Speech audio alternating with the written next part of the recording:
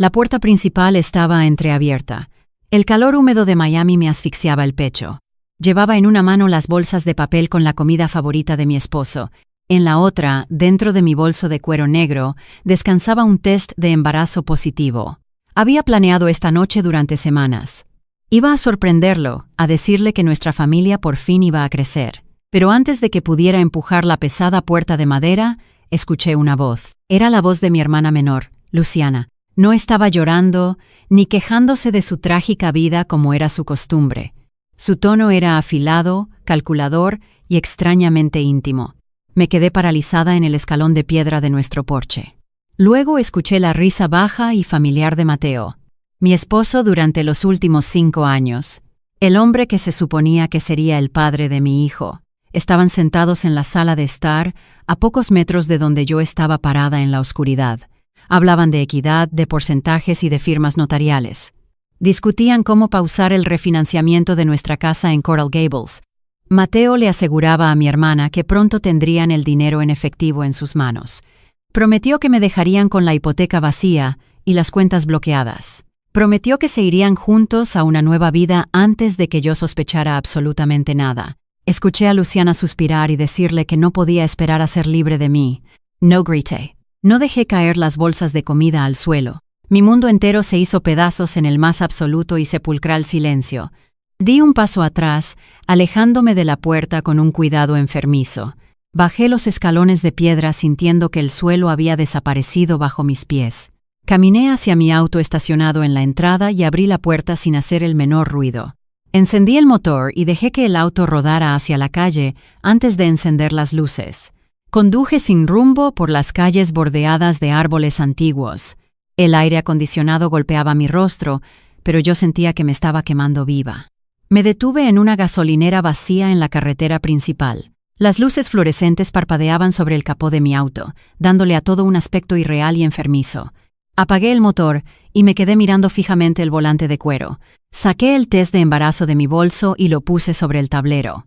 2 líneas rosadas, claras e innegables. Una vida nueva creciendo dentro de mí, en el mismo momento en que mi vida anterior acababa de ser asesinada. La traición que acababa de escuchar no era un error de una noche de borrachera. No era un desliz emocional. Era una arquitectura financiera diseñada meticulosamente para destruirme. Mi propio esposo y mi propia sangre estaban conspirando para robarme todo lo que había construido. Conocí a Mateo cuando ambos estábamos empezando a construir nuestras vidas en este país. Él era un ejecutivo de nivel medio en una empresa de logística internacional, un hombre que proyectaba la imagen del perfecto caballero latino, confiable y orientado a la familia. Yo acababa de abrir mi estudio de diseño de interiores con un préstamo pequeño y una ambición desmesurada. Trabajé 70 horas a la semana durante los primeros 3 años. Diseñé casas para la élite de Miami, lidiando con clientes exigentes y contratistas difíciles. Construí mi empresa desde cero, con mi propio sudor, mi propio crédito y mi propia visión. Mateo siempre decía estar orgulloso de mí frente a nuestros amigos, pero en la intimidad yo notaba cómo su mandíbula se tensaba cuando yo pagaba las cuentas grandes. Compramos la casa en Coral Gables como un símbolo de nuestra estabilidad y nuestro éxito. Era una propiedad hermosa, con arcos de estilo español y un jardín inmenso. Yo pagué el 70% del pago inicial con los dividendos de mi empresa. El mercado de bienes raíces en Miami se disparó poco después. Nuestra casa duplicó su valor en cuestión de un par de años. Teníamos cientos de miles de dólares en equidad acumulada entre esas paredes. Y luego, hace 8 meses, Luciana llegó a nuestras vidas. Mi hermana menor siempre fue la víctima profesional de nuestra familia. La niña frágil a la que el mundo siempre trataba injustamente. Acababa de pasar por un divorcio desastroso y afirmaba estar en la ruina total. Mi madre me llamó llorando desde su casa, apelando a nuestra cultura y nuestras raíces. Me dijo que la familia lo es todo, que la sangre llama a la sangre. Me rogó que abriera las puertas de mi hogar para proteger a la más joven, porque ese era mi deber moral. Yo acepté, cegada por la lealtad familiar que me habían inculcado desde niña. Le preparé la habitación de invitados con sábanas de hilo egipcio y flores frescas. Le di acceso a mis tarjetas de crédito para que pudiera comprar ropa nueva y buscar trabajo. Creí que estaba salvando a mi hermana de una profunda depresión. No me di cuenta de que estaba invitando a un parásito a mi propio santuario. Las señales estuvieron ahí todo el tiempo, brillando como luces de emergencia que yo decidí ignorar, miradas prolongadas sobre la mesa del desayuno cuando pensaban que yo no estaba prestando atención. Conversaciones en susurros en la cocina que se detenían abruptamente cuando yo entraba a buscar agua. Luciana empezó a usar mis batas de seda por la casa, caminando descalza frente a mi esposo. Mateo le servía el vino a ella antes que a mí durante las cenas. Él se ofrecía a llevarla a hacer sus recados, excusándose con que yo estaba demasiado ocupada con mi estudio. Yo ignoré cada instinto, cada punzada de incomodidad en mi estómago. La idea de una traición entre mi esposo y mi hermana era tan monstruosa que mi cerebro se negaba a procesarla. Esa misma mañana, antes de salir al estudio, me había hecho la prueba de embarazo en el baño principal. Habíamos estado intentando tener un bebé durante más de un año. Cuando vi las 2 líneas, la alegría pura y absoluta me había llenado los ojos de lágrimas.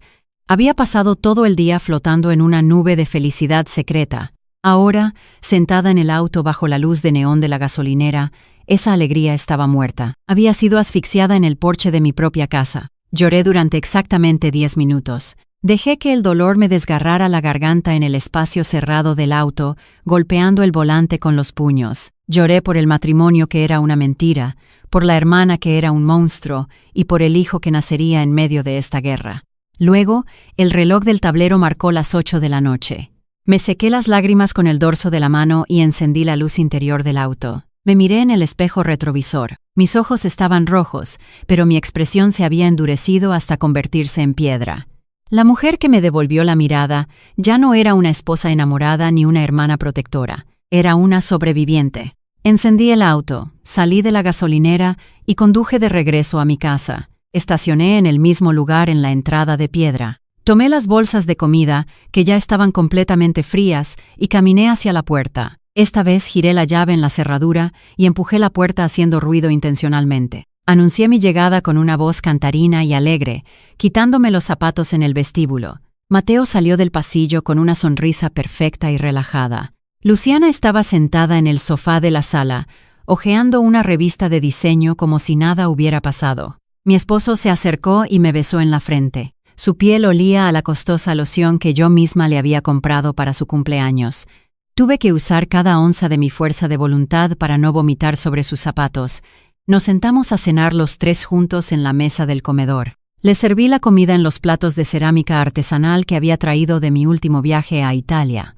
Sonreí mientras masticaba comida que me sabía a cenizas y polvo. Mateo me preguntó cómo había estado mi día en el estudio, fingiendo un interés genuino. Le respondí que estaba agotada pero muy feliz por un nuevo contrato que acababa de cerrar. Luciana me miró con sus grandes ojos tristes y me dijo que yo trabajaba demasiado. Me dijo que debía cuidarme más, que el estrés no era bueno para la salud. El nivel de psicopatía necesario para mirarme a los ojos y fingir preocupación era absolutamente aterrador. Estaban sentados en mi mesa, bajo mi techo, bebiendo el vino que yo había pagado, planeando mi ruina financiera y emocional. Esa noche me acosté junto a Mateo en la oscuridad de nuestra habitación. Escuché cómo su respiración se volvía profunda y rítmica a los pocos minutos. Me quedé despierta, mirando las sombras en el techo, calculando mis próximos movimientos. No podía simplemente confrontarlos y echarlos a la calle. Si lo hacía, Mateo vaciaría nuestras cuentas conjuntas y Luciana se haría la víctima frente a toda mi familia. Necesitaba pruebas, necesitaba un plan y sobre todo necesitaba proteger mis activos. A la mañana siguiente me levanté temprano y me preparé para ir al trabajo. Esperé a que Mateo se pusiera su traje y se fuera a su oficina de logística. Esperé a que Luciana saliera con su ropa deportiva hacia su supuesta clase de yoga matutina. Cuando escuché el motor de su auto alejarse, me encerré en mi enorme closet. Me senté en el suelo de madera, rodeada de mis trajes y mis zapatos, y saqué mi teléfono. Marqué el número de Beatriz. Ella es mi mejor amiga desde nuestros años en la universidad. Una mujer aguda, cínica, brillante y ferozmente protectora. Beatriz contestó al segundo tono, notando inmediatamente la tensión en mi respiración. Le conté todo sin omitir un solo detalle. Le hablé del Porsche, de la conversación sobre el refinanciamiento, de la traición y del bebé que venía en camino. Beatriz no me ofreció consuelo vacío ni palabras de lástima. Su voz sonó fría y metálica a través del altavoz del teléfono. Me ordenó que dejara de llorar inmediatamente. Me preguntó qué cuentas bancarias controlaba él y a nombre de quién estaban los documentos de la casa. Esa simple serie de preguntas cambió la química de mi cerebro para siempre. Dejé de ser una esposa con el corazón roto y el ego destrozado. Me convertí en una investigadora forense operando en secreto dentro de mi propio matrimonio. Durante las siguientes 3 semanas, viví una doble vida agotadora y peligrosa. De día era la esposa perfecta, la anfitriona amable y la empresaria exitosa. De noche, cuando todos dormían profundamente, era un fantasma revisando archivos y rastreando dinero. Mateo era arrogante y, por lo tanto, increíblemente descuidado con su seguridad digital. Usaba la misma contraseña para casi todas sus cuentas personales y dispositivos. Era la fecha de nuestro aniversario de bodas, un detalle que ahora me parecía una burla macabra y retorcida. Entré a su computadora portátil a las 2 de la mañana en nuestra oficina en casa. La luz azul de la pantalla iluminaba mi rostro en la habitación a oscuras mientras mis dedos volaban sobre el teclado. Encontré los correos electrónicos del banco en una carpeta oculta. Habían iniciado el proceso de refinanciamiento de la casa hacía exactamente un mes. El objetivo era extraer $300,000 en efectivo de la equidad de la propiedad. Pero el proceso estaba pausado, atascado en el departamento legal del banco. Faltaba mi firma en los documentos finales de autorización. Mateo había intentado falsificarla enviando documentos escaneados, pero el notario del banco exigía mi presencia física y mi identificación. Esa era la única razón por la que aún no se habían ido. Estaban esperando encontrar la manera de engañarme para que firmara los papeles sin leerlos. Seguí cavando en su historial de navegación y en sus archivos en la nube. Encontré los estados de cuenta de una tarjeta de crédito secreta que yo no sabía que existía. Estaba a nombre de él, enviada a un apartado postal en el centro de la ciudad. Los gastos detallados en esos documentos contaban una historia repugnante. Cenas de $500 en restaurantes exclusivos en el centro de Miami. Compras de joyas de diseñador y lencería cara. Noches de hotel en resorts de lujo en la playa durante los fines de semana en los que él supuestamente estaba en viajes de negocios en otra ciudad. Y luego, en el fondo de un archivo comprimido, encontré la traición definitiva. Era el registro de una cuenta bancaria oculta en un banco diferente al nuestro. Una cuenta conjunta a nombre de Mateo y Luciana. Había estado transfiriendo dinero de nuestros ahorros personales poco a poco, en incrementos pequeños para no activar alertas. Había exactamente $85,000 acumulados en esa cuenta. Dinero que yo había ganado con mi trabajo, mi estrés y mis sacrificios, y dinero que estaban usando para financiar su escape y su nueva vida juntos. Imprimí cada correo, cada estado de cuenta y cada recibo. Guardé los papeles en una carpeta negra que escondí en el maletero de mi auto, debajo de la llanta de repuesto. Al día siguiente, desde la seguridad de mi estudio de diseño, llamé a mi madre. Necesitaba entender cómo mi propia sangre podía hacerme esto con tanta frialdad. Le pregunté casualmente por el pasado de Luciana, fingiendo preocupación por su estado de ánimo. Mi madre, sin saber absolutamente nada de lo que estaba pasando en mi casa, dejó escapar la verdad. Me confesó en un susurro que el divorcio de Luciana no fue porque su esposo la maltratara o la abandonara, fue porque ella lo había engañado durante meses con su propio socio de negocios. El esposo la había descubierto y la había echado a la calle sin un centavo. Luciana era una depredadora en serie, una mujer que se alimentaba de la destrucción de los demás. Siempre había codiciado lo que yo tenía desde que éramos niñas. Mi éxito profesional, mi estabilidad financiera, mi casa hermosa y ahora mi esposo. Pero aún necesitaba más pruebas para asegurar mi victoria absoluta. Invité a almorzar a un compañero de trabajo de Mateo, un gerente de logística con el que habíamos socializado antes. Era un hombre que siempre hablaba de más después de un par de tragos de whisky. Nos sentamos en un restaurante cerca de su oficina y pagué la cuenta por adelantado. Le pregunté casualmente sobre los nuevos proyectos de la empresa y cómo estaba manejando Mateo la carga de trabajo. Él se rió, tomó un sorbo de su bebida y mencionó que Mateo estaba muy distraído últimamente. Me dijo que lo había visto revisando listados de apartamentos de lujo en la zona de Brickell durante las horas de oficina. El compañero pensó que nosotros estábamos buscando una propiedad de inversión para alquilar. Me felicitó por la excelente zona y por nuestra visión para los negocios. Yo sonreí, le agradecí el cumplido y tomé un sorbo de mi agua mineral, sintiendo el hielo golpear mis dientes. Con todas las pruebas impresas, organizadas y cronológicamente ordenadas en mi carpeta negra, fui a ver a Rodrigo. Rodrigo era el abogado de derecho familiar más despiadado, temido y costoso de todo Miami. Beatriz me había conseguido la cita de emergencia gracias a sus contactos corporativos. Su oficina estaba en el piso 40 de un rascacielos de cristal, con vistas panorámicas al océano. Me senté frente a su inmenso escritorio de caoba y le entregué la carpeta sin decir una sola palabra. Él abrió los documentos y los revisó en un silencio absoluto durante 20 minutos. Solo se escuchaba el sonido del papel al pasar las páginas y el zumbido del aire acondicionado. Cuando finalmente levantó la vista, tenía una sonrisa gélida y depredadora en el rostro. Me dijo que mi esposo no solo era un adúltero, sino un criminal estúpido. Mateo había cometido fraude financiero federal al intentar falsificar documentos bancarios para el refinanciamiento. Rodrigo y yo pasamos 4 horas diseñando una trampa legal ineludible. Bloqueamos legalmente mi empresa de diseño mediante un fideicomiso de emergencia para que Mateo no pudiera tocar ni un solo centavo de mis ganancias. Congelamos nuestras cuentas bancarias conjuntas bajo un pretexto de actividad sospechosa y posible robo de identidad. Preparé los documentos de divorcio, exigiendo la propiedad total de la casa y la restitución de los fondos robados. Preparé una orden de desalojo formal para Luciana, firmada por un juez. Lo tenía todo listo, afilado y envenenado, esperando el momento perfecto para dejar caer la guillotina sobre sus cuellos. El momento llegó un domingo por la tarde, exactamente un mes después de la noche en el porche. Era nuestra tradición familiar intocable cenar juntos en casa los domingos. El aire acondicionado zumbaba suavemente en el comedor, contrastando con el calor sofocante del exterior. Había preparado un asado de res, el plato favorito de Mateo. Serví el vino tinto en las copas de cristal más caras que teníamos. La mesa estaba perfectamente decorada con velas y flores frescas, como si fuera una sesión de fotos para la portada de una revista de diseño. Me senté en la cabecera de la mesa, asumiendo mi posición de poder. Mateo estaba sentado a mi derecha, cortando su carne con entusiasmo. Luciana estaba a mi izquierda, bebiendo su vino y sonriendo con esa falsa inocencia que ahora me daba náuseas.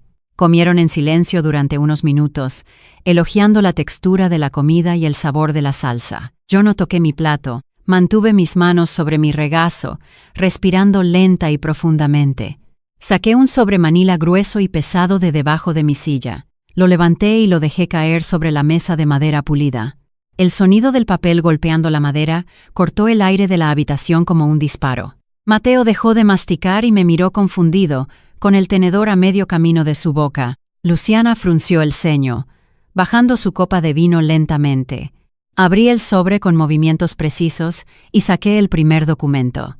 Eran los estados de cuenta impresos a color de la tarjeta de crédito secreta. Los deslicé lentamente por la mesa hasta que se detuvieron justo frente al plato de Mateo. Le pregunté, con una voz tan calmada que asustaba, cómo había estado su última estadía en el resort de la playa. Le pregunté si el servicio a la habitación valía los $300 que había pagado. Le pregunté si a Luciana le había gustado el collar de diamantes que compró en la joyería del centro. El tenedor de Mateo cayó al plato de porcelana con un ruido metálico y agudo. Su rostro perdió absolutamente todo el color en una fracción de segundo, volviéndose de un tono gris ceniza. Luciana dejó de respirar, sus ojos muy abiertos, mirando los papeles como si fueran una serpiente venenosa. Saqué el segundo documento del sobre. Eran los correos electrónicos del banco sobre el refinanciamiento pausado y la cuenta conjunta oculta.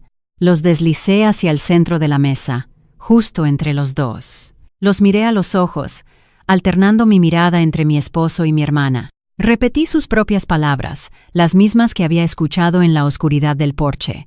Les dije que era una verdadera lástima que no pudieran sacar la equidad de la casa tan rápido como querían. Les dije que mi firma no era tan fácil de falsificar como ellos pensaban.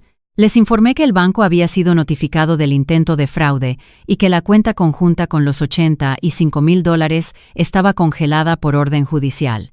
Mateo intentó hablar, intentó formular una excusa. Abrió la boca, pero solo salió un balbuceo patético y ahogado. El hombre seguro, arrogante y controlador se desmoronó frente a mis ojos, reducido a un niño asustado y acorralado. Luciana, al ver que el barco se hundía, recurrió a su única arma conocida, las lágrimas. Empezó a llorar ruidosamente, cubriéndose el rostro con las manos temblorosas. Me dijo que no era lo que parecía, que ella estaba confundida, que Mateo la había manipulado aprovechándose de su vulnerabilidad. No levanté la voz. No mostré ni una sola gota de ira o descontrol. Mi tono era tan frío y calculador que congeló la temperatura de la habitación entera. Le dije a mi hermana que guardara sus lágrimas de cocodrilo para nuestra madre. Le dije que sabía exactamente por qué se había divorciado de su exesposo. Expuse su historial de infidelidad y traición frente a Mateo, detallando cómo se había acostado con el socio de su marido. Vi cómo la duda, la paranoia y el asco cruzaban los ojos de Mateo al darse cuenta de que él no era especial, solo era la próxima víctima de la depredadora. Entonces metí la mano en el sobre por última vez y saqué el último papel. No era un documento legal, ni un estado de cuenta bancario, era la fotografía en blanco y negro de mi primer ultrasonido. La deslicé por la mesa hasta que tocó los dedos temblorosos de Mateo. Le dije que iba a ser padre. Dejé que la información se asentara en su cerebro durante 5 largos segundos, y luego le dije que nunca, en toda su miserable vida, tendría el derecho legal o moral de conocer a este niño. Le informé que Rodrigo ya había presentado los papeles para asegurar la custodia total basada en su inestabilidad y fraude. Mateo rompió a llorar. Fue un llanto feo, desesperado, gutural y humillante. Intentó agarrar mi mano por encima de la mesa, suplicando perdón, diciendo que estaba enfermo y que necesitaba ayuda. Yo aparté mi mano con un asco tan profundo que me estremeció el cuerpo entero. Me puse de pie lentamente, alisando la falda de mi vestido. Les informé que mis maletas ya estaban empacadas y en el maletero de mi auto. Me iba a quedar en un hotel de lujo en el centro, pagado con la tarjeta corporativa de mi empresa. Les dije que tenían exactamente 24 horas para empacar sus cosas y abandonar mi casa.